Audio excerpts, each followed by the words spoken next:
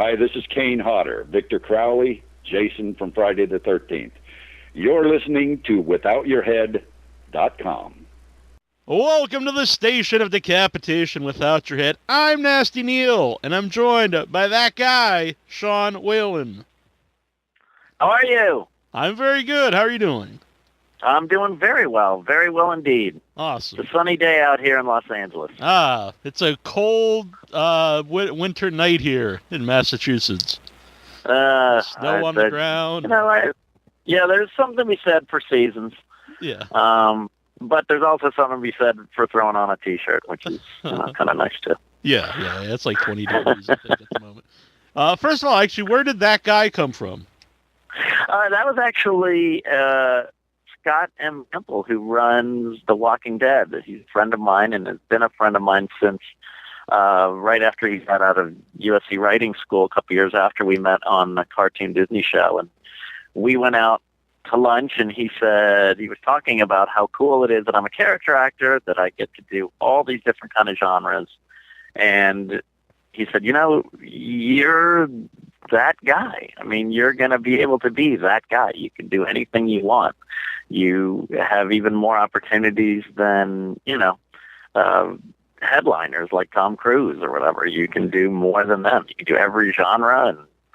And so he said, become that guy that everybody wants to see in everything. And I thought that's a really good idea. So that was my brand that I put out there. Yeah. Now, I've heard other actors have done the same thing, so he or I were highly original, I guess. Yeah. They all stole. And I guess there's a documentary called That Guy in That Thing, and it's all about character actors, and I'm not in that one.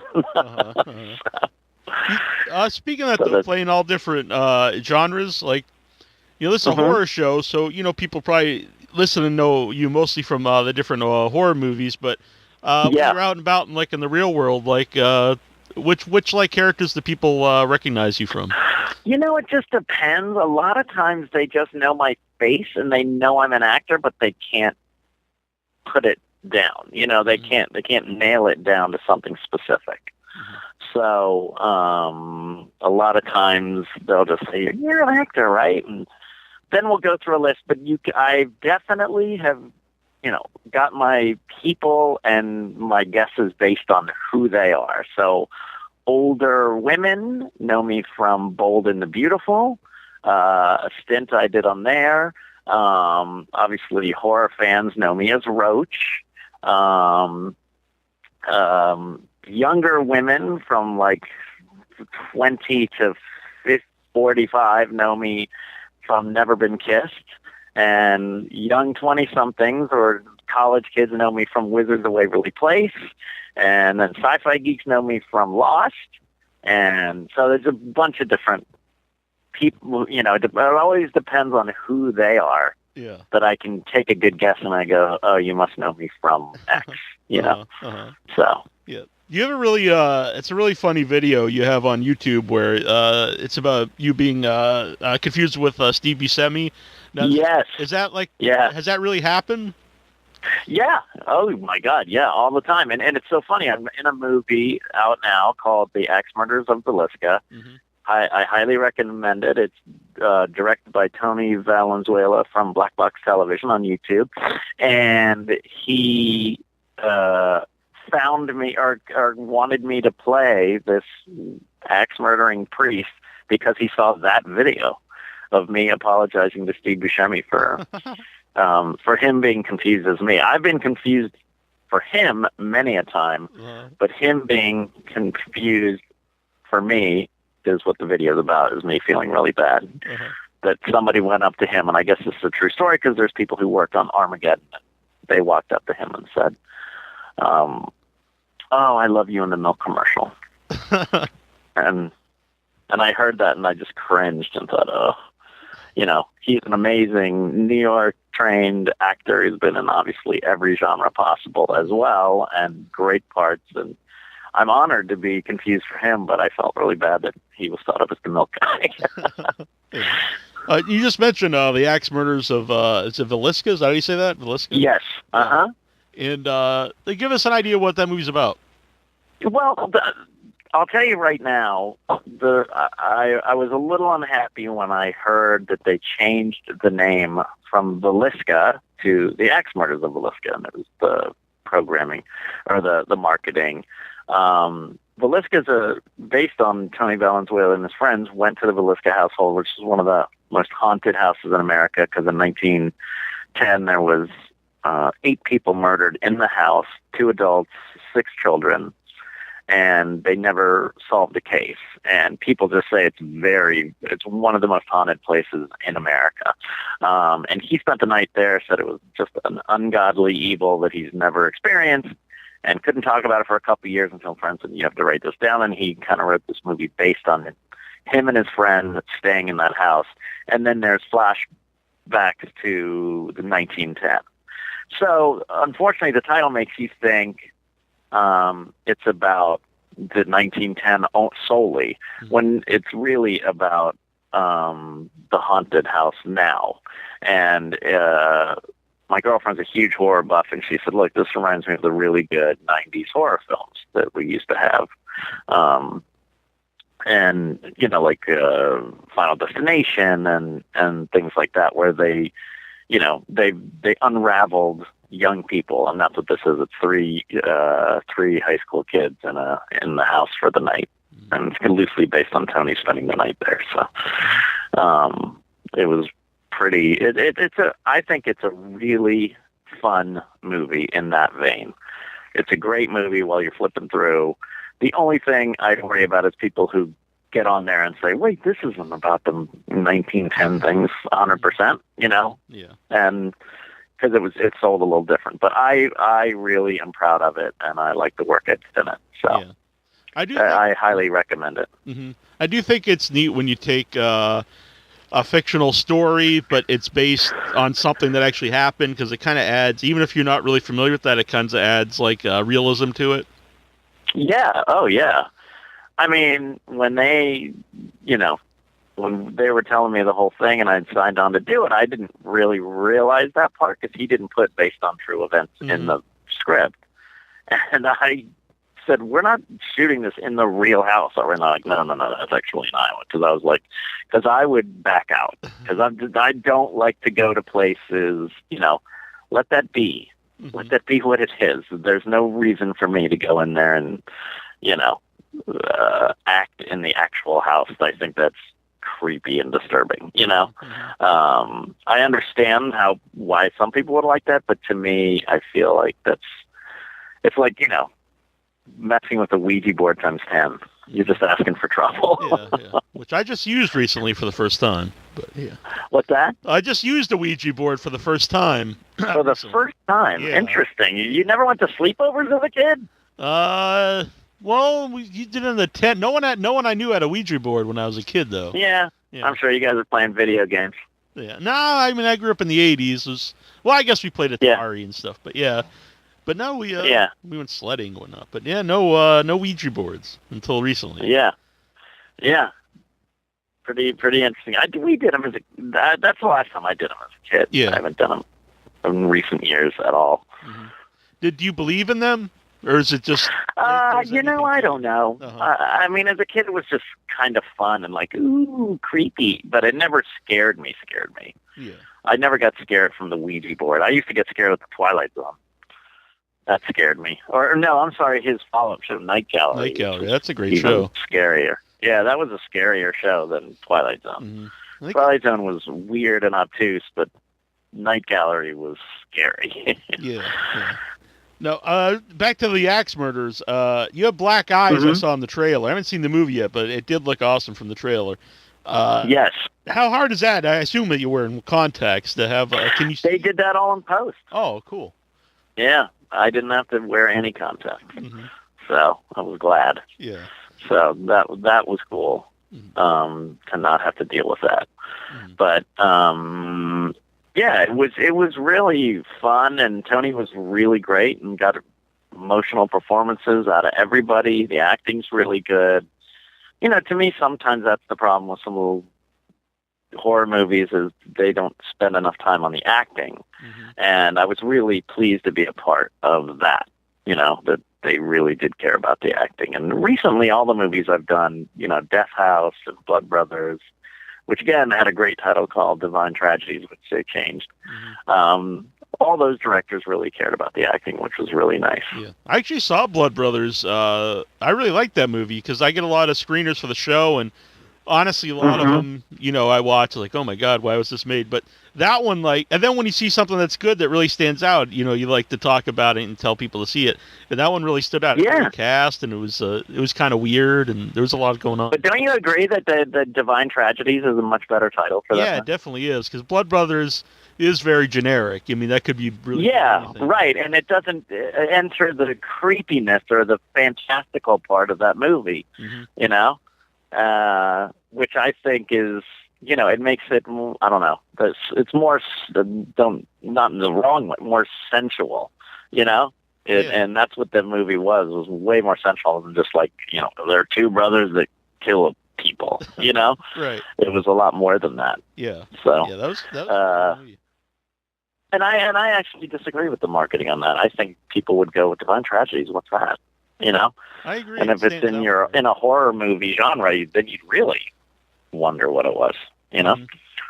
Yeah, I agree 100% with that. It just definitely stands out more.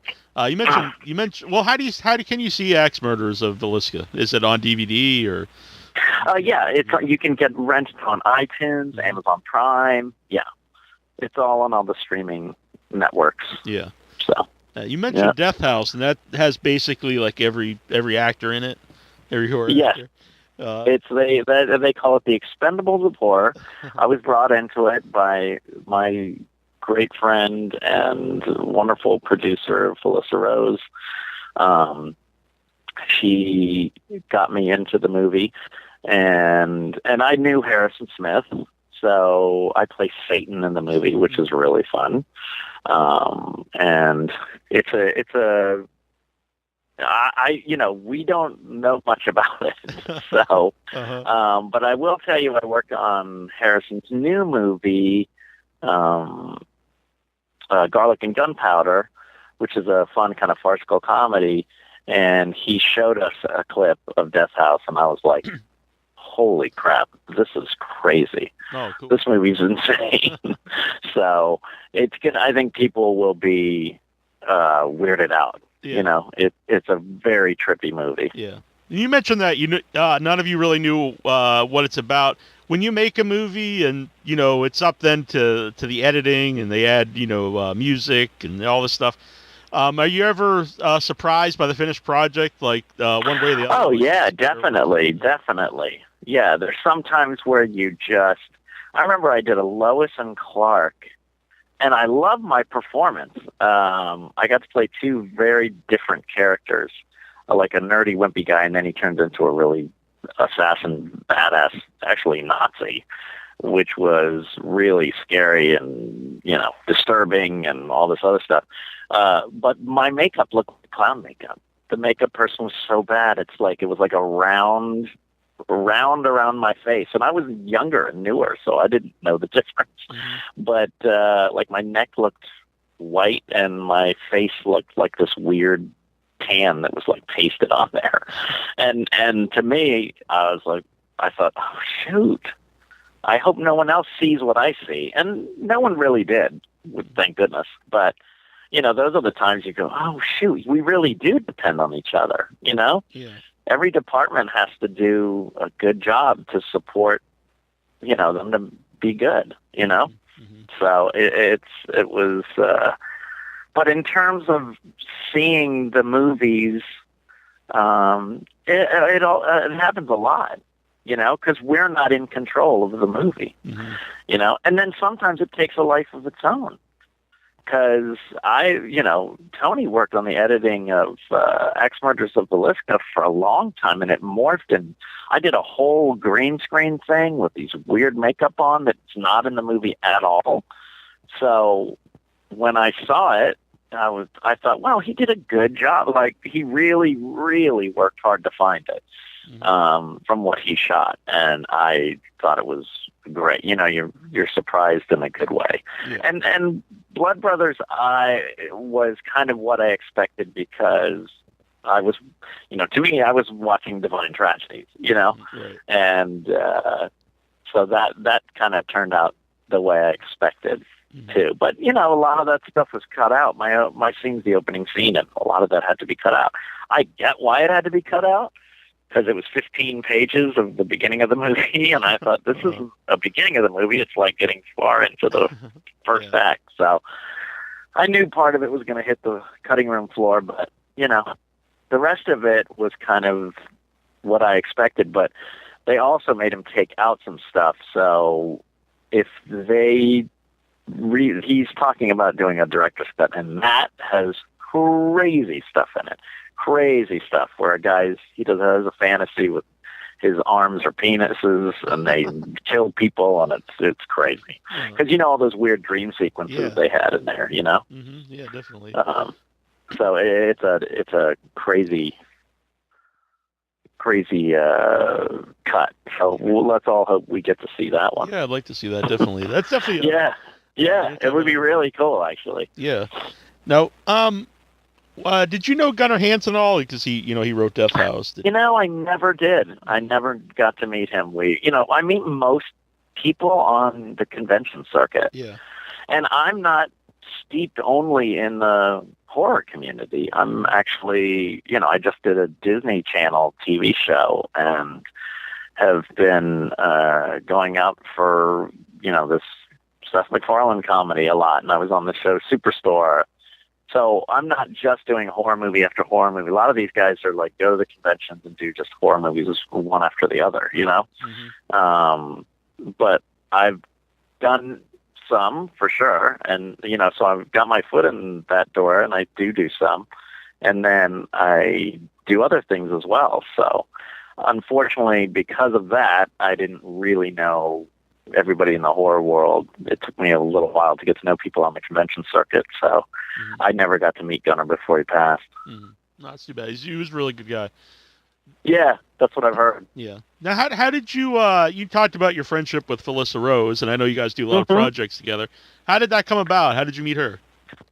Well, that is a story in itself, because when I was in college in so it was 83, and my best friend, Doug Van Bever, who actually I'm writing a comedy show with right now, that's going to be live in LA, he and I were going to be camp counselors at a sleepaway camp. Mm-hmm. So he said, we have to see this movie. And he showed me the Daily Bruin, which was the UCLA newspaper. And I said, what is it? He goes, it's called Sleepaway Camp. You go on a bus, come back in a box. We've got to go see it. And I was like, oh my God, sounds so funny. So me, him, and a friend went, and it was, Sleepaway Camp was a classic. It's cheesy, it's bad, it's amazing, all at the same time. And when it ended, the whole audience stood up. The whole audience, there was maybe 20 of us. And we all stood up and goes, what the hell was that? Like, what was that? And everyone just came in the middle of the aisle and kept talking until the usher had to kick us out. And we were standing on the sidewalk talking, and we said, oh, we got to bring our friends to see this movie. A week later, we bring our friends, and it was gone. So in those days, you had to wait like 3 years or something until it came out on video. Mm-hmm. And so we waited a year or two or whatever till it came out on video, and then we just showed it to everybody, all our friends, all our family. Sleepaway Camp became like this culty thing. And then 10 years later, whatever, the internet hits, and we realize we're not alone. Like, there's a ton of people who love Sleepaway Camp. And so a friend of mine bought a phone call from Felissa on my birthday, and we were talking, and I remember saying, like, hey, I'm an actor too. We should get together for lunch. And she's like, I got to go. She thought I was a creep. And 3 or 4 years after that, I saw that she was going to, I called my friend Doug, and I go, I'm going to a horror convention, and guess who's going to be there? Angela from Sleepaway Camp. And I met her, and it was insane. Literally within 15 minutes, we just bonded. We had the best time. We were laughing, having so much fun together, and we've been kind of inseparable ever since. She's one of my closest friends, and, as she said, I used to be the milk guy, from that Aaron Burr milk commercial, and she used to be Angela. And she said to me, I don't want to be Angela anymore. I want to be Felissa. I want people to know me as Felissa. And now they really did. They really do. She's so fun at conventions. She's a great producer and really works hard that now people know her as Felissa Rose that was in Sleepaway Camp instead of, oh, she's Angela. And people don't think of me as just the milk guy anymore, you know? Mm-hmm. But when you're an actor, you have to say, gosh, I don't want to be branded as the milk guy forever. Mm-hmm. Just like she doesn't want to be branded as Angela forever, because then there's no room for growth, you know? Mm-hmm. So she and I shared that same goal to say, you know, I want to be that actor and you want to be, you know, Felissa, that actress and producer. Mm-hmm. So we did. We kind of had a similar goals, and you know, she makes me laugh like crazy, and we can scream at each other and fight, and then we'll be fine in the next, you know, couple hours. So she's wonderful. If you've never had her on your show, I haven't. You have to have her on your show. Yeah, I definitely would love to. Yeah. Yeah, you definitely should. I should get you in touch with her because you'll love her. Mm-hmm. Yeah, definitely. Now, speaking of conventions, I know you're going to be at Texas Frightmare coming up in May, and I'll be there as well. Very excited about that. Mm-hmm. Have you been to the Texas Frightmare before? Never. That's why I'm very excited about it. I heard it's a fantastic one. And plus, the kids from Stranger Things are going to be there, so my kids are going crazy because they want to go. Mm-hmm. That's an awesome show. But yeah, Texas, that was the last convention I was at, because I didn't go to any last year. I was very sick. But 2 years ago I was at Texas Frightmare, and it was an awesome convention. And do they have fun after hours? That's my main concern. I agree with that, because the conventions where they're not in, like, the hotel, I always think really you miss all that. Suffer.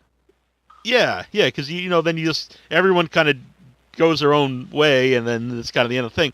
But this one's right in the hotel, so right afterwards, you know, you see everyone hanging out, and they have karaoke and all that. Oh, that's awesome. Oh, I'm down for karaoke for sure. Yeah. Well, I'll have my camera, so I'll try to catch that. Oh, yeah.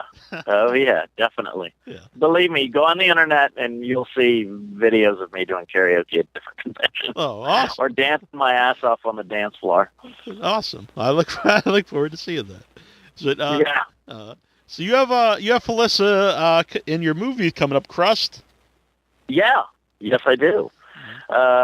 Crust is my passion project. I'm very excited about it. I also have Scout Taylor Compton, obviously from Halloween 1 and 2, Richard Speight from Supernatural, Jason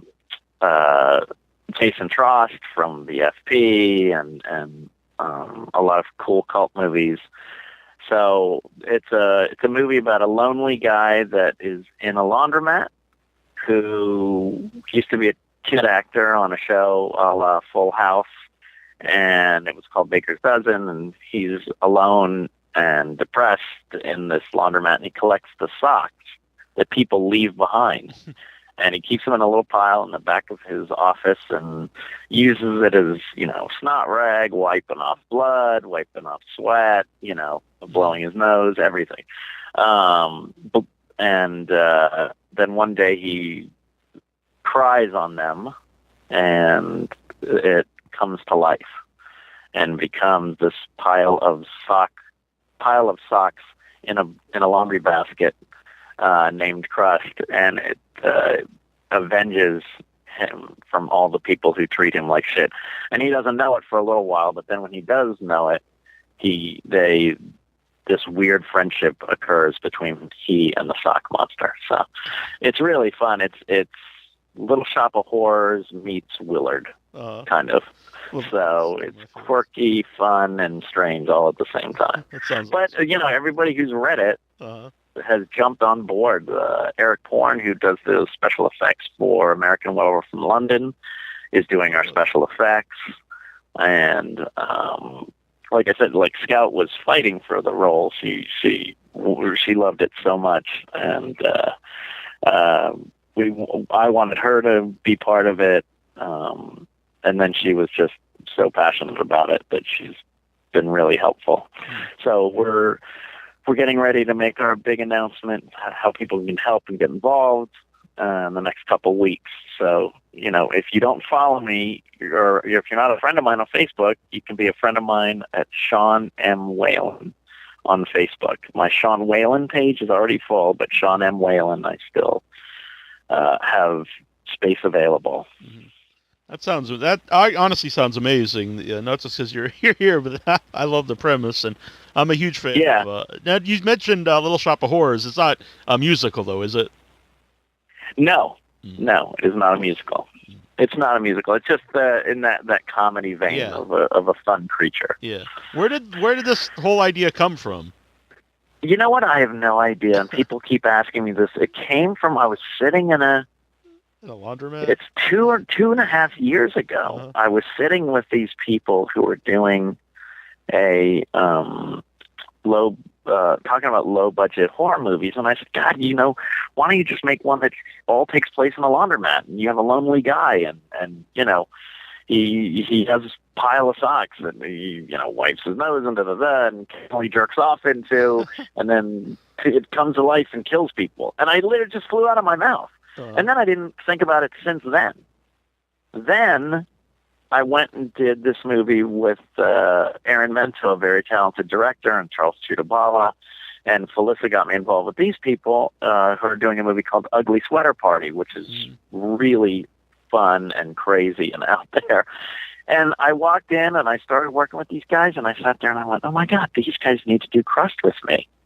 And I pulled them aside and said, I want to do Crust. And they said, okay. And they go, do you have a script? And I said, no. And they go, okay. And I said, but I'll do it. And I called a friend of mine to help me be a co-writer, and I knocked it out in like a month. Mm-hmm. But it was after a real tough time in my life personally. I'd gone through a divorce. I had to sell my house.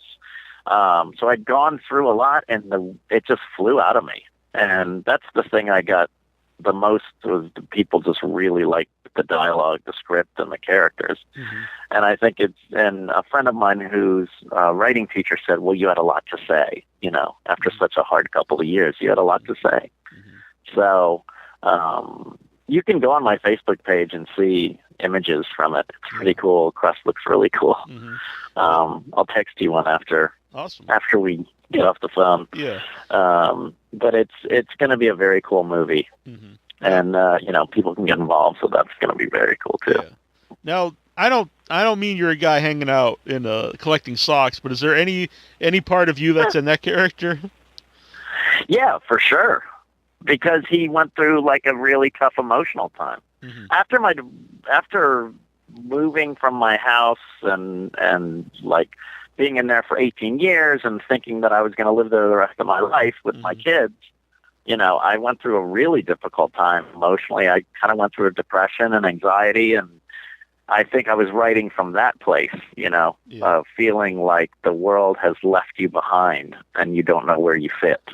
And with a lot of hard work, and I went to therapy 3 times a week for a few months, and really busted my butt to come out of there and to get out of there so I could be a dad, so I could have relationships. I have a great girlfriend now that lives with me, and my kids love her, and life is good. I'm teaching comedy and improv at James Franco School in North Hollywood, but at that time it was a really tough time. And I think what the film focuses on is sometimes when you come out the other end of a bad place, you're kind of angry. You're angry that you went through it, that the time it took to go through it, and you're pissed. Now that you're standing up for yourself, you're pissed at everyone around you who you feel bullied you or left you behind, or Mm-hmm. And I was kind of writing from that place when I talked about the Willard aspect of it. Mm-hmm. When he's starting slowly to feel better, he gets a little angry at all the people that pissed him off. Mm-hmm. So yeah, there's a lot of emotional stuff that's the through line of the thing. Because I think when we all go through a really hard time and the world feels abandoned, like it's abandoning us, mm-hmm. that you wish you had a bunch of rats like Willard did to kill people, or you wish you had a sock monster to avenge you. Because only, it's like the unconditional love of a pet. but it was like as if you had a pet dragon, like Khaleesi, and exactly, it will do your bidding. So, I mean, that's kind of where it came from emotionally. So there's definitely more depth to it than just a goofy sock movie. So, is this the first movie that you wrote? No, I've written a couple other movies. I wrote with Sam Lloyd, who is Christopher Lloyd's nephew. We wrote a movie called President Dog, about a talking dog who becomes president, and it went all the way up to Jim Henson Company, and they had first refusal for a little while, and it was between our movie and one other movie about Muppets in Space, and they went with Muppets in Space.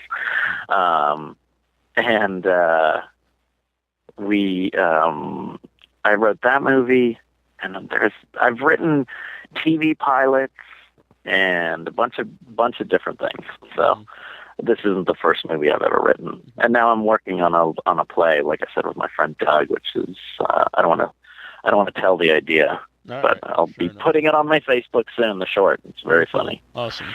So. Now, do you think comedy horror is hard to pull off? I well? don't. It depends on how committed you are to it. I think if you're going, because I did a movie called Otis, I forget what it's called, Paranormal Halloween, and they were doing like a farce, like a full-on parody of horror movies. But this movie is it's kind of like Little Shop of Horrors, but not that campy, I guess. It's only the idea, but the dialogue there's some fun and funny stuff. I have an Entertainment Tonight go-to people that type of show where these people are telling what's going on in Hollywood and things like that keeps it fun. And, a fun manager, some Hollywood people come to the laundromat, and there's some fun stuff between Crust and myself. So, I would say it's not a full-on farce type comedy or parody, but it's got some comedic elements in it. And it's, more, I guess, like if it was a funnier version of Willard, that's and it's got elements of Charlotte's Web and The Godfather. That even sounds. So it is. Let's put it this way: it's truly. I feel it's very original. Yeah. So. Well, that's important. That's important. Yeah. Yes, and I think people are hungry for something fun and fresh. So. Yeah. It's not a throwback to anything really. It's its own thing, which I always strive to be. If I'm going to write something, I want it to make it fun for the audience, but also something different that they haven't seen. Yeah. Actually, the first play I ever saw was live was Little Shop of Horrors. Oh, cool! Yeah. It was, how did they do the plant? How did they do Audrey too? It was on this, and Dom DeLuise played the shop owner, and that's great. It was out in California, some famous place out there is where my outlet. But anyway, they had like the big plant on the set, and I guess someone was people were operating it, but it worked. And then it was a big production because at the end, and the play's a little different than the movie. Like the plants win in the play. Oh yeah. And so they had to like redo the movie because I guess it tested so badly. But I never knew that either. That the plants take over the earth. Yeah. So like some place that's green as it's different in the play because the whole world turns green. And so then they have big vines like falling on the audience, and it's pretty. That's wild. Cool. Yeah. How fun is that? Yeah, that's awesome. Excellent. That's very cool. Yeah, it was great. So tell us about Ugly Sweater Party. You mentioned it. Yeah, it was very fun. Like I said, Aaron Mento and Charles Fudabala were right, and Aaron directed it as well. It's about an ugly sweater party up in at a camp, and what happens is they one of the kids wears a sweater that I'm actually like the Freddy Krueger person who haunts the sweater, and this one kid wears it, and then he becomes haunted by the sweater and starts to do insane, crazy things at the ugly sweater party. So that's a full-on comedy. That's like a pretty broad, crazy comedy. So that's really fun. Yeah. Why do you think? And Felissa's in that too. Oh, nice. Very cool. Well, last year was the 25th anniversary of People Under the Stairs. Yes. What do you think it is about the movie that finds a new audience all the time, and you know? I never really thought about it till I started traveling with Brandon Adams, who played Fool, and he enlightened me too, because I was saying certain people, a lot of African American community knows me from that movie, and he said, it was a cool movie with a happy ending where the little black kid saves the day. And I thought, I never thought about it that way.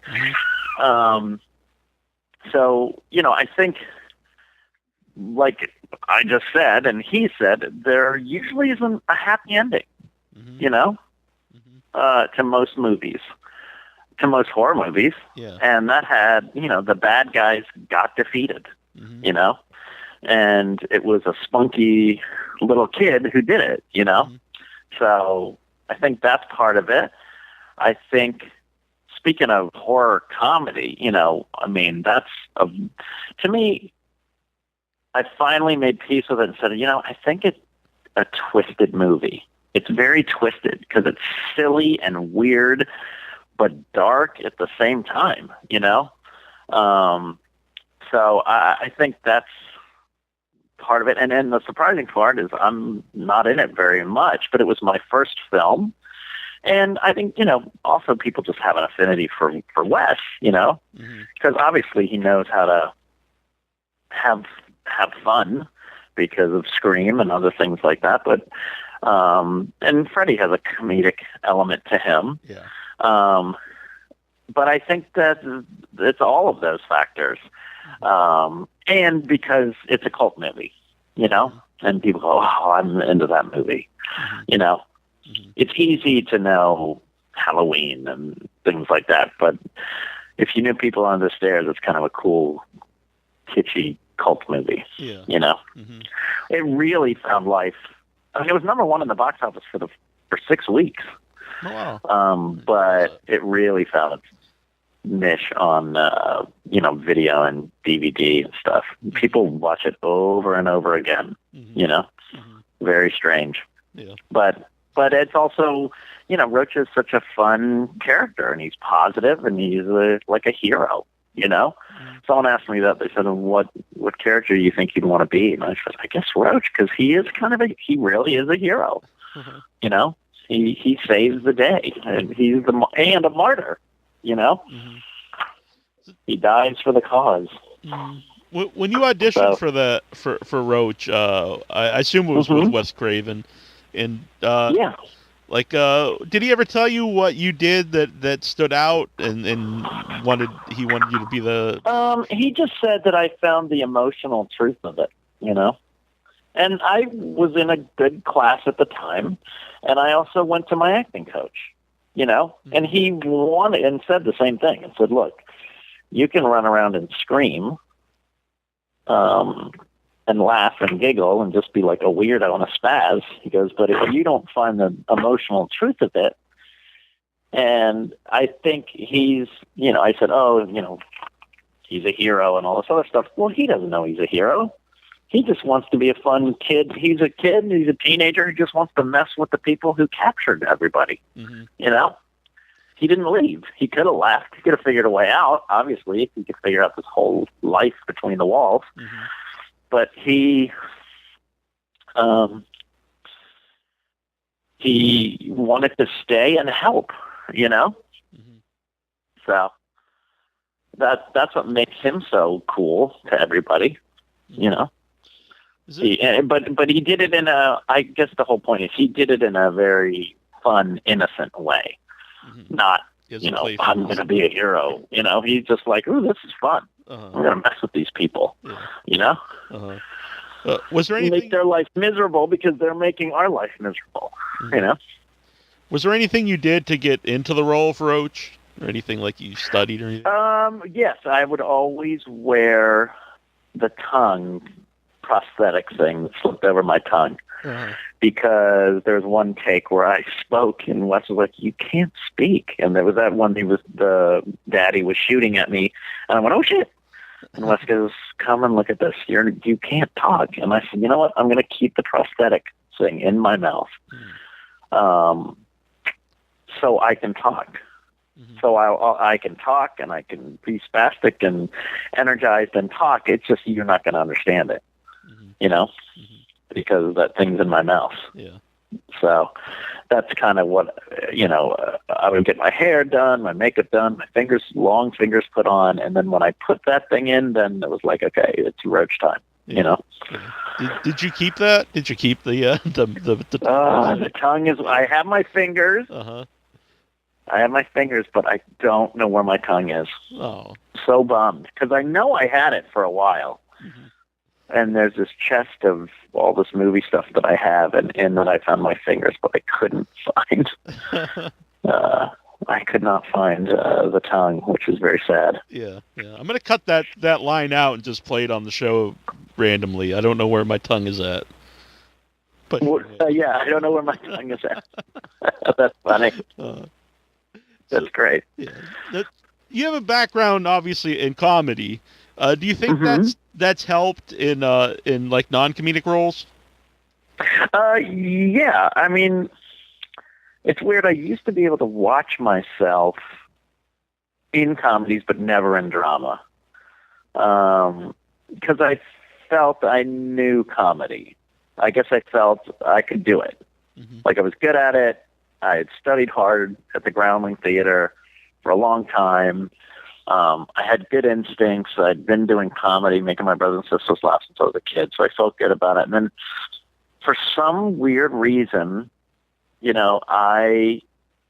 People Under the Stairs was my first movie, and I studied at Playhouse West, and now I'm studying at James Franco's teaching the comedy department at James Franco's School of Film and Acting, but they come from a Meisner background, which is a technique of really being on the other person. Jeff Goldblum studied there. A lot of people studied there. And I think that when you're doing drama, it's a little more vulnerable. But I think I'm glad I started with comedy, because I think it was just my way in. Every actor has their way in, and Jim Carrey, that was his way in, and Stanley Tucci, that was his way in. People had their way in, but it's nice because I've come back to it. I've come back to it. I'm actually performing at the Groundlings next Thursday night. Oh, awesome. Doing an improv show, which I haven't done in a while, so that'll be really fun. Yeah. I guess so. They say the best dramatic people are comedians because they. I don't necessarily know why, but I guess it's because you have to put yourself out there and not be afraid of what you look like and be a complete goofball when you're doing comedy. That doing that in drama, you don't care what you look like either. Yeah. On those, I don't want to be offensive or anything, but were you picked on as a kid at all? Because you definitely have. No, I mean, you know what? I was the youngest of four. My sister was a very popular, head cheerleader type. My other sister was in this pom-pom squad, in the championship pom-pom squad, and was very well liked. And then my brother was a super popular student government president, was only a year older than me. So I luckily had the Whalen name going into my schools.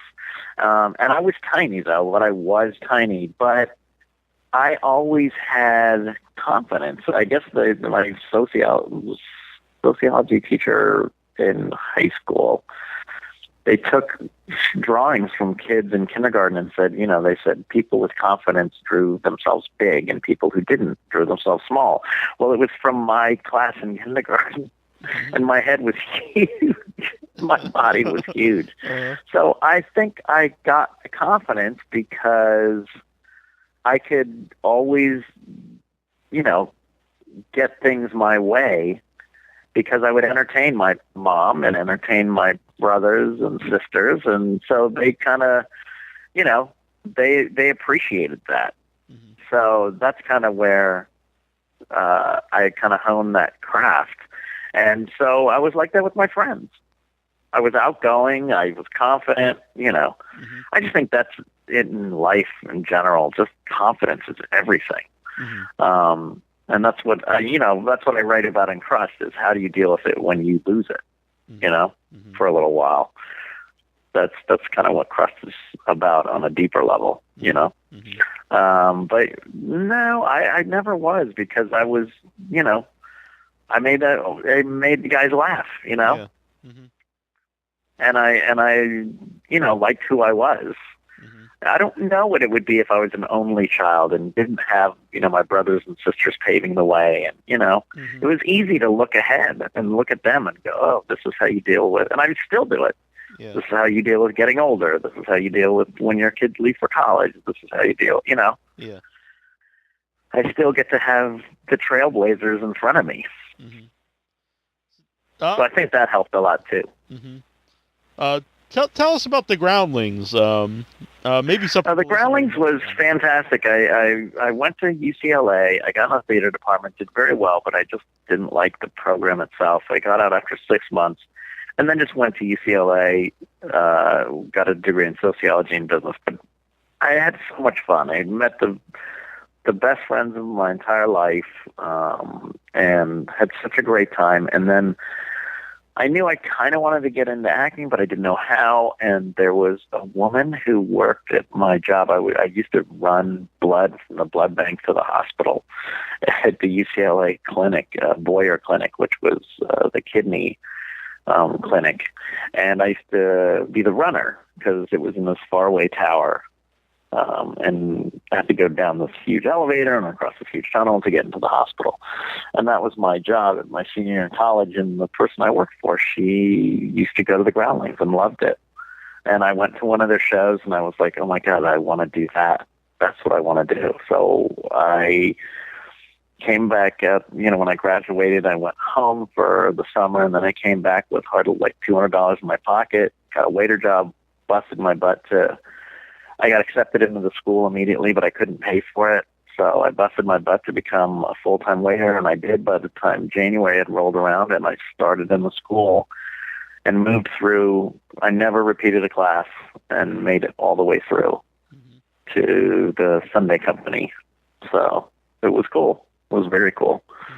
And it was just a fun time. I had the same rules.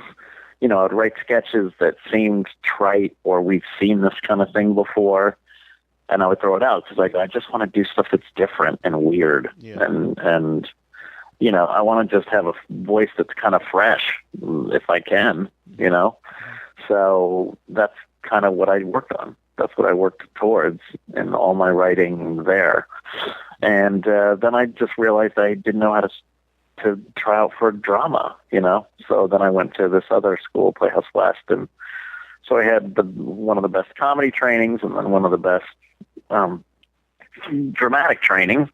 And then, like I said, I got people on the stairs, and then for some odd reason, I've been working in mostly drama for my whole career, which is crazy. Yeah. I thought for sure because of the Groundlings and stuff I would be in comedy, but I mostly do drama, which is kind of funny. But it's really nice to be doing comedy again and teaching it again. So yeah, when you teach, you mentioned teaching that's comedy. Really great. Yeah, you mentioned teaching comedy a few times, which is really cool. What do you think are some of the misconceptions about what it takes to be like a good comedian? I guess.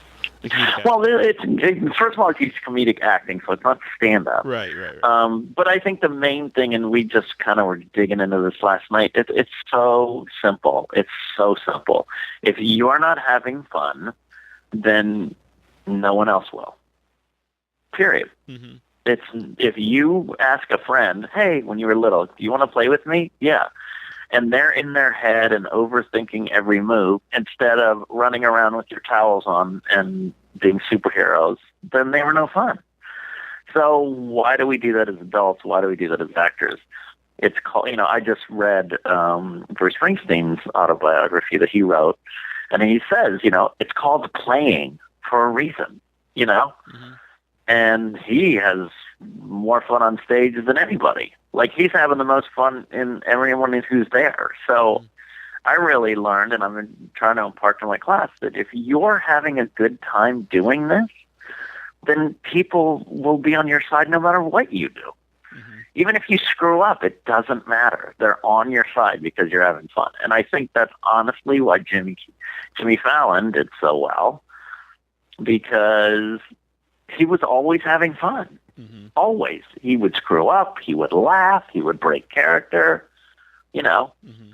But he loves having fun, Mm-hmm. And that's kind of what the best thing about comedy is it's really, really fun. Mm-hmm. I mean, it's scary. You can't go in there and do, simple rules. You can't just deny people when you do an improv. You have to yes and, not negate each other and all this other kind of, there's fundamentals. Mm-hmm. But if you're not having fun and going for it, then, it's painful for everybody there. Right. So that's what I really try to teach my students. Have a good time. Mm-hmm. You're not going to get mowed down. Your head's not going to get chopped off. This isn't life or death. Uh-huh. This is, you didn't do the worst case scenario is I didn't do as well as I would have hoped. Mm-hmm. But you still go home to a nice house and sleep and wake up and have plenty of food. Uh-huh. So let's please put this in a perspective. Yeah. Uh-huh. So I think that's the one fundamental misconception that people just don't teach enough of. Mm-hmm. Is have a good time. I don't know any comedy that's successful that you look and go, oh, these actors were miserable the entire time. Uh-huh. Yeah. Uh-huh. So what stuff got you into made you want to become an actor?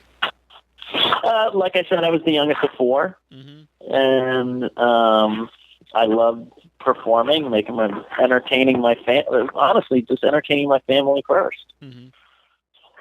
And making them laugh, making them have a good time. And like I said, I had ulterior motives. I wanted to get out of work sometimes and not do the dishes. If my brothers and sisters were doing the dishes, but they were laughing, uh-huh. I was entertaining them, then I didn't have to do the dishes. Right. So, the long grind of a 9-to-5 job was never my thing. Mm-hmm. But I've had to do it, when times were tough. When I went and I was a salesman for like 8 years, doing those roadshow demonstrations in the Costco's. People come up and go, oh, what happened? Mm-hmm. And you have to be, talking about a humbling experience. So this was after you were in movies? This was after the 90s, and I had success for sure. Yeah. But I had a young family and a mortgage, and, mm-hmm. And it was after 9/11, and the industry had changed. So, it was kind of a tough thing. But I was, I loved it. And then in 5th grade, I did a Rumpelstiltskin. For my 5th grade class, I directed it and starred in it. And I remember coming out for my curtain call, and the crowd went crazy. And I thought, oh, I like this. This is fun. Uh-huh. I get to goof around, but instead of my brothers and sisters saying, it's funny or laughing, I get the whole school is cheering. Mm-hmm. That's kind of cool. And, that was the bug, stayed with me. Mm-hmm. But then you learn the hard way that acting isn't just about getting attention. Mm-hmm. It's really about the craft and really about deeper things. So if you don't if you don't learn that, you don't last very long. Mm-hmm. But, I remember hearing Tom Hanks saying, you either work from the outside in or the inside out. And he goes, for the longest time, I worked from the outside in, being presentational and funny. And then when I realized, inside out is more powerful when he did Philadelphia, he goes, that's when everything changed for me. Mm-hmm. So, we get some questions. Yeah. I hate to change subject, but we have some questions here from the Facebook, and I want to ask some of them. Cool. AJ Punk wants to know, how was it to work with Dane Cook, Andy Dick, and the rest of the cast in Employee of the Month? And that was like a summer camp for me, because I had worked with Andy before. I had worked with Tim Bagley, who played my manager before. I had worked with Harlan Williams before. I had worked with Danny Woodburn before, who played the older brother that harassed Tim Bagley. I'd worked with most of those guys before, and they're all funny guys. So it was great. Dane was very nice, but he was right in the middle of his big time. He had an HBO show going. Mm-hmm. He was getting in, doing one movie after the next. He was very nice, very cool. I have pictures of he and I hanging out on recliners in the middle of the Costco, and we had some fun times in the dressing room and stuff, but he was really busy. He was just insanely busy. It's like right when he was kind of blowing up when this movie was being filmed. So it was nice. It's just, I would say the regret was I wasn't able to spend as much time with them as I would have liked. Mm-hmm. Let's see, Heather Markham says, I've loved all your roles. But he did a YouTube video as Tiny Tim. Did anything ever come from the Hebrew Hammer versus Hitler? No, you know what? I'm still friends with Jonathan Kesselman, who wrote and directed Hebrew Hammer. But as of now, I know there was a big campaign for a while, but I'm in mind for it. It's just as of now, I don't know where it is in development hell. Mm-hmm. Mm-hmm. So I don't know, but I loved being Tiny Tim. That was really fun. That was Jonathan Kesselman and I became good friends, and that was where I first worked with Andy. Oh, nice. Was on that movie Hebrew Hammer. Mm-hmm. Chris Blair, this is actually funny that he asked this. Chris Blair says, where did you learn all the killer dance moves? He's always the first one dancing at conventions. From my sisters and my mom. Because they told me at a young age, they taught my brother and I, they said, look, women like guys who can dance. And you have to know how to dance. Mm-hmm. And luckily I was blessed with some rhythm and skinny, wiry legs. So, yes, I love to dance. I think it's liberating and fun. And if there's a dance floor and fun music, I love it. And I think fans are freaked out when I went to my first convention. And they're like, what are you doing here? And I go, what do you mean? It's the party and I'm dancing. And they kind of were like, well, usually the guys kind of hang at the bar and everybody comes over and buys them drinks and all of a sudden I go, well, that doesn't sound really fun to me. I'd rather dance on the dance floor. So, So yes, I learned to dance from my mother and sisters in the kitchen of my house growing up. Very cool. No, I'm not trying to say his name. Didrik, I think his name, Didrik Davis. What was the most fucked up memory of any film? On any film? Wow, that's really tough. Fucked up memory. Okay, so maybe on Twister, we were at a pig farm, and it was really hot and smelly and really, it was pretty, you could, and humid, so, you couldn't even get out of leave your trailer. You would just be inundated with the smell, and the food was inside this barn, and it was still hot and smelly and gross.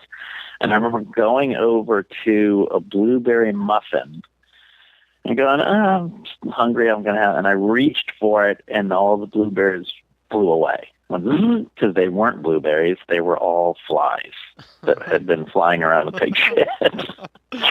So I was like, no thanks. So that's the first thing that popped in my head. Yeah, that would be very normal, I believe. I do have to ask, are you yourself a horror movie fan? I'm getting more, my girlfriend's a horror movie fan, and I really wasn't. Because the gory ones don't interest me that much because I know all the FX guys, and so I know what they're doing. Right. And just gory, gross doesn't do anything for me. And then the scary ones, like the spiritual ones, or the scariest movie to me is The Exorcist. Things where you can't control anything, things that ghosts or demons or otherworldly things. Those genuinely scare me. So, but recently, look, I finally saw The Conjuring, and I was scared, but what was cool is I was scared, and then I wasn't scared later on. I used to not be able to control my, thoughts enough to, go to bed and be horrified the rest of the night if I saw something scary. But now, I'm getting more into it, and I'm actually finally watching American Horror Story in the first season and getting kind of into it. So I'm slowly becoming more of a horror fan than I was before. But originally, no, I kind of wasn't. I did them, and they're fun as hell to do because to me, it's like you're getting paid to do Halloween, So I love that. But I'm slowly becoming one. And the answer is, slowly but surely, yes. And what are some of your favorite TV shows or movies? They don't have to be horror, but that you enjoy.